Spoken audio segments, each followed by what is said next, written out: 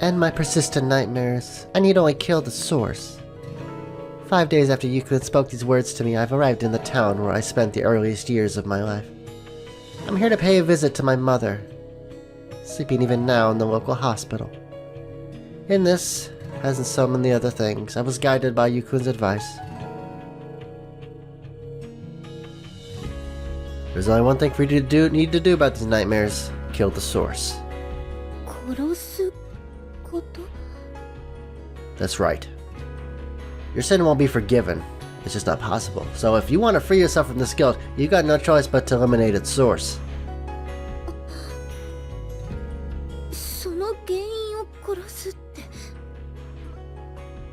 Well, that's up to you.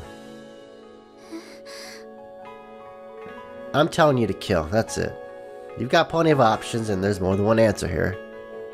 I can't make that decision for you. You have to do this yourself.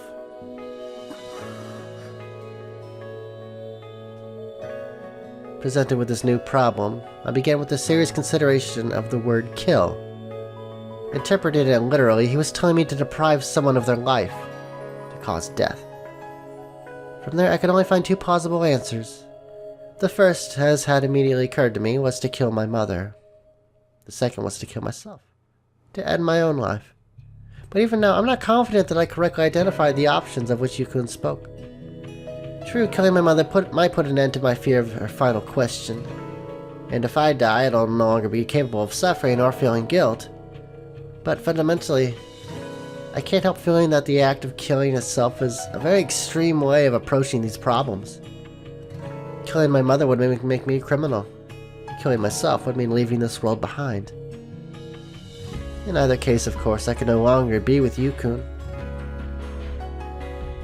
If these were the answers he wanted me to find, was Yukun lying when he said that he loved me? My thoughts ran in circles. Before I knew it, 5 days had flown by and I was no closer to an answer. In the end, Yukun was unable to hold his silence. No matter what decision you're going to make, you should see your mother first. I think you're capable of that now, Sachi. It's only been a few hours since he spoke these words.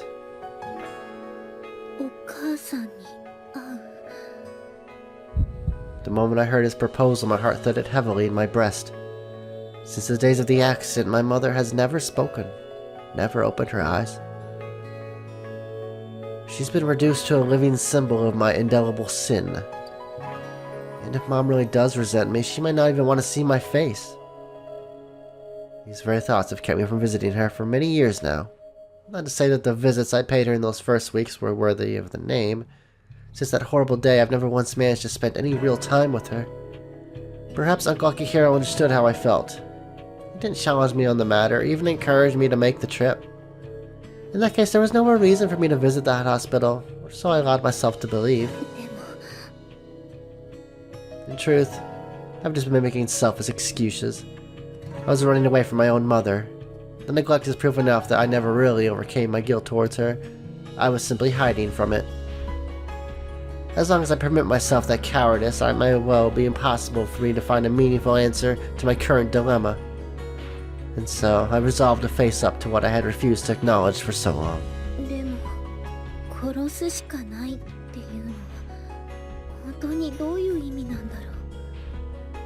Of course, speaking the question out loud doesn't get me any closer to an answer. Yukun's always 3 or 4 steps ahead of me, thinking on a far higher level. The puzzle must have meaning, and I want very badly to reach the answer he found. But even so, I must admit I find myself disturbed. Merely speaking the word kill leaves a bitter aftertaste on my tongue, and a sharp ache in my stomach.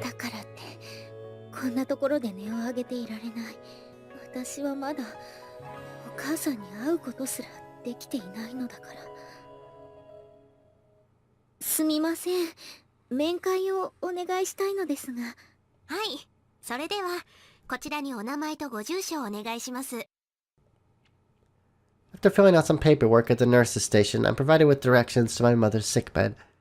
The procedure hasn't changed. Neither has Mom's hospital room. Everything is exactly as the same it was on that day. At one point, a nurse I recognize from my time here calls out to me. "Is that you, Sachin? Will you be alright alone, dear?" I answer with a polite, "Yes, I'll be fine," and proceed down the hallway without breaking my stride. But when I finally arrive in front of my mother's hospital room, my breath catches it in my throat. And with that as a signal, my previously functional legs abruptly turn clumsy, leaden stumps. My head begins to throb violently.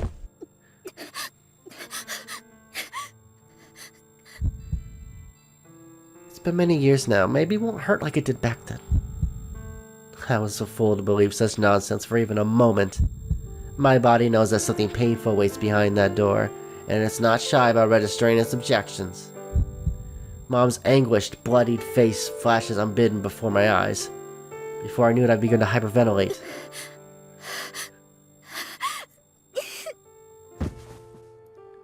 Gradually, even standing grows perilously difficult, and I find myself leaning heavily against the corridor wall.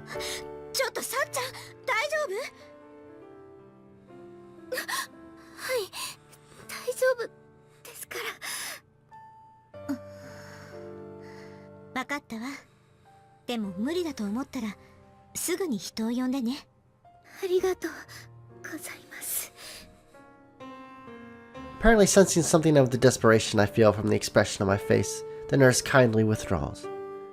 To tell the truth, I don't even remember what I said to her just now.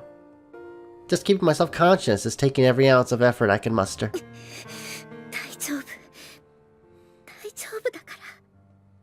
Trying very hard to convince myself of that, I forcefully throw open the door of the room, letting the momentum carry me stumbling inside. Instantly, my eyes find my mother's face, peeking out from above the sterile white sheet covering her lower body. But the person sleeping in that bed is utterly unlike the mom who remains so clearly in my memories. Her cheeks are thin to the point of emaciation. The color of her skin is as pale and waxy as that of a corpse. And yet, seeing her transformed like this brings back, with astonishing clarity, the awful moment when I was first guided into the intensive care unit, the first time I saw what had become of her. She lay there in the nest of unfamiliar machines. A huge oxygen mask covered her mouth, her body was pierced with IV needles, medical tubing connected her to strange electronic equipment, and even as the machines hissed and clicked around her, my mother simply lay there, so still it seemed she'd been transformed to stone. When I saw her there, I remember feeling the same way I do now. She isn't the mom I knew anymore, and she will never be again.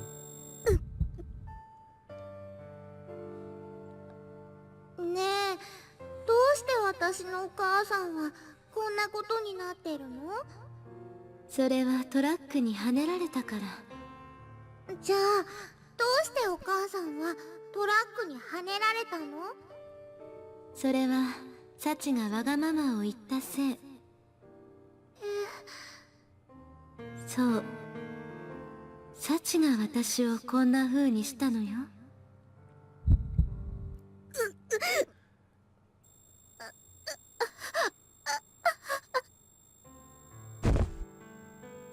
The words echo forcibly through my head, as though someone's drilled a hole in my skull and whispered them directly into my brain.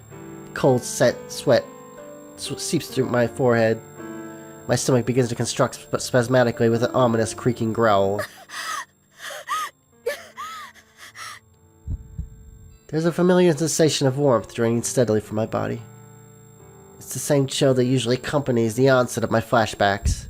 Tears roll in neat lines down my face, so cold I expect them to freeze against my cheeks.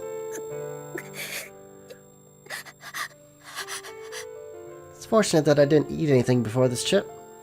Had I chosen to stop for lunch, I'd likely be vomiting it up right about now. That was the usual conclusion to my visits in the old days.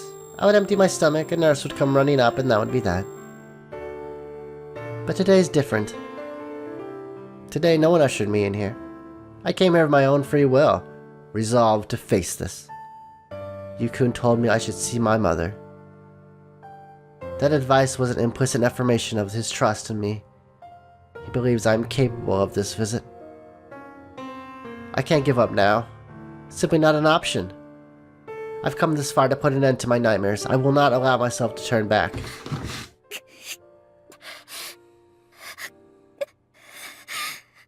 Clinging with all the stubborn determination I can muster to that simple decision, I somehow managed to hold myself together through the worst of it. And eventually, through an enormous effort of will, I'm able to shakily lower myself into the folding chair that sits at the side of the bed. Aww.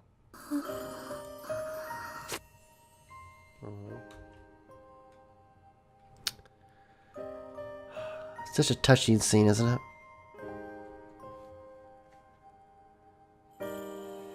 How many hours have passed since I collapsed into this chair? Feels like only moments ago, but the sun's already sinking low in the sky. The unlighted room is illuminated by a warm orange glow from the window behind me. Now that I think more carefully, it must have taken nearly an entire hour to calm myself to the point where I could gaze at Mama's face like this. But it's been many hours since then, and I've gone no further. No words, no movement. I spent the entire afternoon glued to this chair like a statue. I'm finally able to visit my mother. I can finally look her in the face again. There should be so many things to say. So many things to tell her, to ask her. But now that I'm actually gazing down on her lined, impassive face, the words have betrayed me. They've melted into thin air, leaving no trace by which I might find them.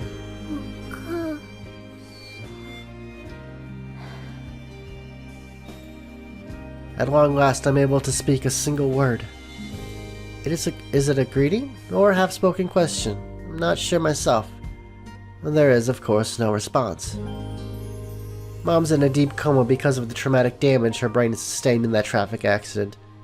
She hasn't answered a question or even spoken a word in many years now. My mother's doctor once said the odds of her ever regaining consciousness were lower than my chances of hitting the jackpot in a national lottery.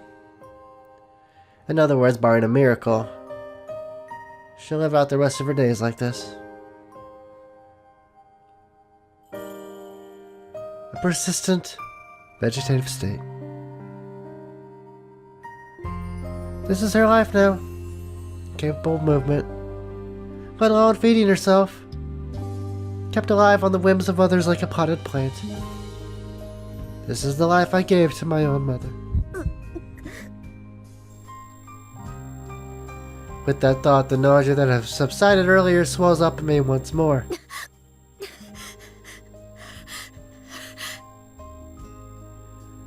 The suffering comes to me in unpredictable waves, with all the random malevolence of a curse. Weary and numb, I observe my own pain with a curious sense of detachment, and I reach my first real conclusion of the day. I see.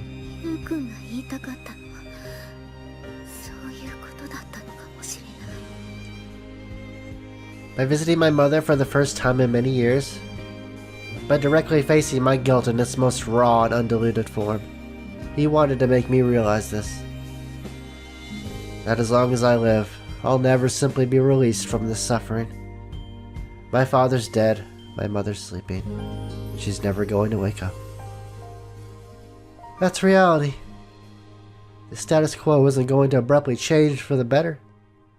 All my guilt, all my attempts at atonement, no matter how sincere, they can never overturn what has come to pass. Perhaps Yukun simply wanted me to recognize anew how truly crushing the weight of sin really is.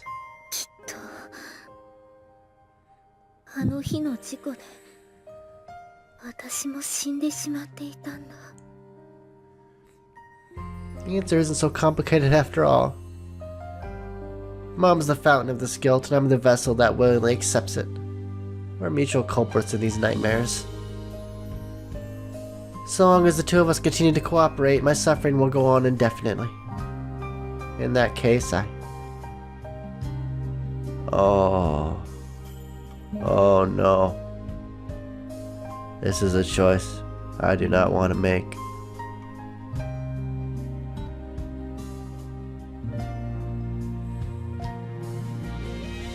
To kill yourself or kill your mother?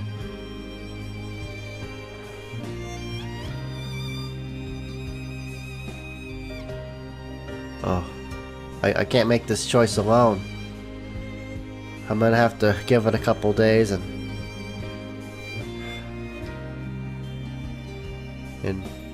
really think it over how I want to do this. No, I'm not looking at any guides or anything to get me the good ending. You'll get the ending that I get based on what I pick, okay? But this is a answer to a question that I can't do right now. So, I'll have to see you all in the next video. Take it easy.